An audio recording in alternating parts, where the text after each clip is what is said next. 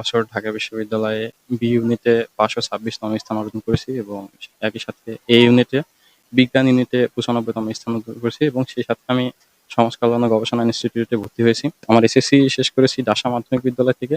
HSC শেষ করেছি Katlagari college থেকে, যেটা শৈলকুপার মধ্যে। পারিবারিক অসচ্ছলতার কারণে সবসময় একটা পিছিয়ে পড়ার অংশের মধ্যেই ছিলাম।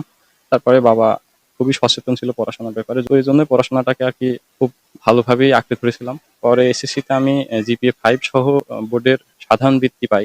এইখান থেকেই আসলে স্বপ্নের সবকিছুই শুরু। চেষ্টা করেছি, বাবা অনেক কষ্ট করছে, অনেকেই আমাকে সাহায্য করছে। আমার পড়াশোনার বিষয়ে সবার প্রতি আমার কৃতজ্ঞ।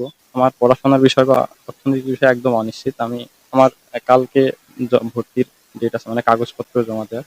তো আমাদের ওরিয়েন্টেশন ক্লাস ১২ তারিখে শুরু হবে। তো আমি এখনো অনিশ্চিত কি করব, কি হবে। আমার আসলে পারিবারিকভাবে ওইরকম টাকা দেওয়ার সক্ষমতাও নাই। আর হলে থাকতে গেলেও এখন টাকা লাগে। আর হলে সিট পেতে আমার অনেক সময় লাগবে। যদি এই বিষয়গুলো কোনোভাবে একটু ম্যানেজ করা যেত তাহলে আমি কৃতজ্ঞ থাকতাম এবং আমার জন্য বিষয়গুলো খুব সুবিধা হতো। কিছু করব পরিবারের জন্য, দেশের জন্য। সরকারের বড় কোনো পোস্টে বা পদে কাজ করার ইচ্ছা আছে। একজন রিফর্মিস্ট হওয়ার ইচ্ছা আছে, সংস্কার করব। এরকম স্বপ্ন আছে আমার। আমার ছেলেটা আল্লাহর রহমতে ঢাকা বিশ্ববিদ্যালয়ে চান্স পাইছে, এতে আমি অনেক গর্বিত। আর এখন ভর্তির জন্য টাকা পয়সা মানুষ অনেক সহযোগিতা করছে, এর কারণে আমি ভর্তিটা ভাবে হয়েছে। কিন্তু এখন আমার ছেলেটা ওখানে যে পড়াশোনা আমি করাবো, এই দিক দিয়ে তো অর্থনৈতিক আসলে আমার খুবই সমস্যা। আমি আগামীকাল আমার ছেলে ঢাকায় যাবে, এখন টাকা পয়সা নাই। এই যে আমি কি করব, আমি একটা টেনশনের মধ্যে আছি।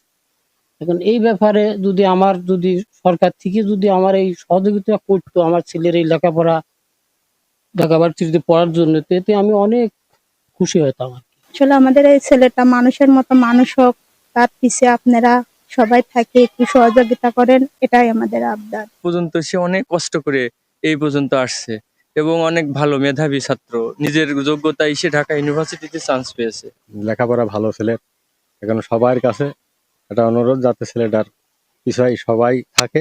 পারিবারিক আর্থিক অবস্থার দিক থেকে মানে বেশি দুর্বল আর কি, যার কারণে কিছুদিন আগে তার আম্মা মারা গেছে। ঠিক আছে, তো এখন খুব আর্থিকভাবে খুব সংকটের ভেতরে আছে।